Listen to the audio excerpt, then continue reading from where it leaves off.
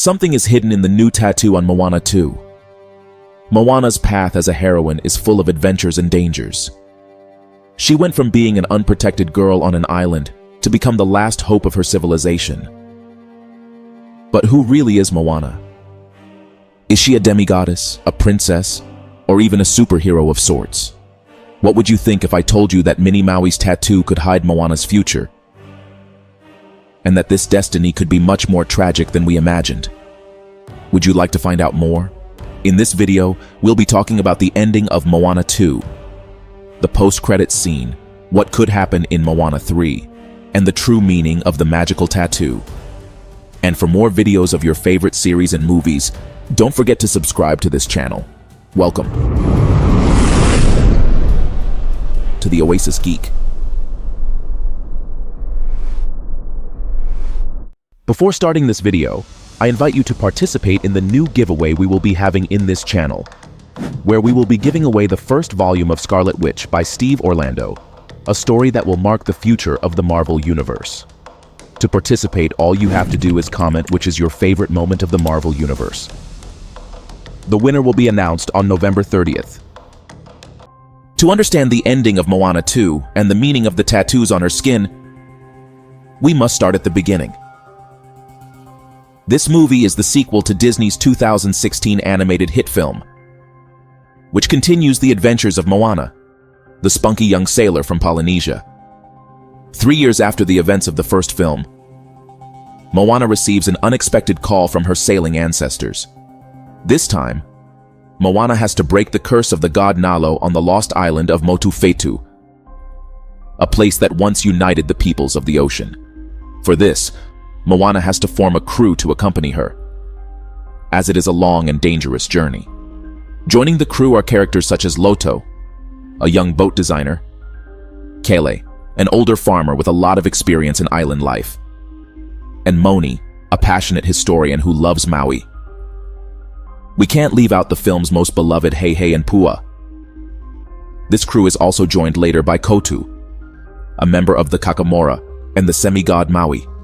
Together they will help Moana reconnect the peoples of Oceania while facing the mysteries of the past, such as ancient enemies like the Kakamora.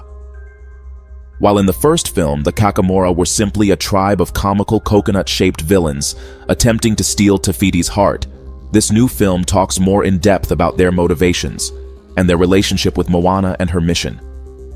The Kakamora must confront a legendary creature known as Matangi, the goddess of the underworld, who has caused a great threat to the islands and the ocean. The Kakamora, although initially enemies of Moana, have a vested interest in this mission because their island and people are also in danger due to Matangi's destructive influence, which leads them to join the mission to save their tribe just as Moana is doing. This is a very interesting group, so we will be talking about them in a future video. What it means is that just like Moana and the humans, there are other species of creatures in the world fighting for survival. And this is where we begin to understand that Moana's story is not as simple as good guys and bad guys, villains and heroes. And perhaps Moana has become more than just a Disney princess. Perhaps the secret of what Moana has become by the end of the film could be found in Maui's tattoo. Something that connects directly to her origin and has a much deeper meaning than we might think. Perhaps even pointing to Moana's future. According to the story, Maui earned all of his tattoos through his great achievements.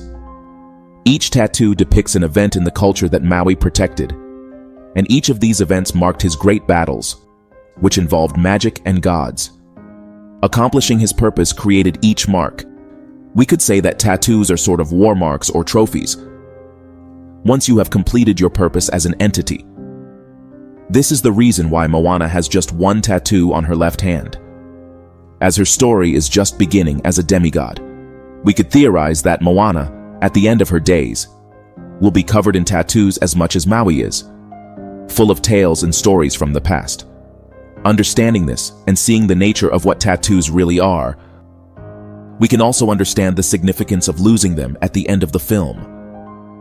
When Maui receives the lightning strike that erases his tattoos, it could be a kind of symbolism to the loss of personal identity and then the recovery of it. This means that we could also see a similar version of Mini Maui in the future, but of Moana herself. It has long been debated what the tattoo Mini Maui actually represents. Whether it is an entity protecting Maui or whether it is the source of his own power. However, the fact that Mini Maui is always cheering him on points to the fact that it could be the emotional manifestation of his own self. Beyond his physical accomplishments, perhaps his greatest feat is learning to motivate himself, and that is perfectly symbolized in Mini Maui. I think we could see a similar version of Mini Moana in the future, perhaps appearing at an important moment when Moana faces such a great loss that she is left completely alone. This could force her to find the strength within herself to keep going, thus creating a tattoo that represents her self-motivated ability.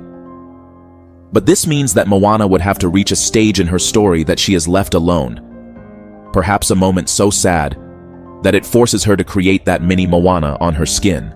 But then, will Moana be a superheroine, a princess, or a god? In the first installment, Moana saved her tribe by returning to Fiti's heart. In this new saga, she has to defeat the goddess of the underworld to once again save the humans, which undoubtedly makes her the superheroine of the sea. Moana is also the daughter of the chief of the Motu Nui Island tribe, which makes her a princess in terms of her lineage and her position within her community. And with her new abilities, she also becomes a semi-god of this universe.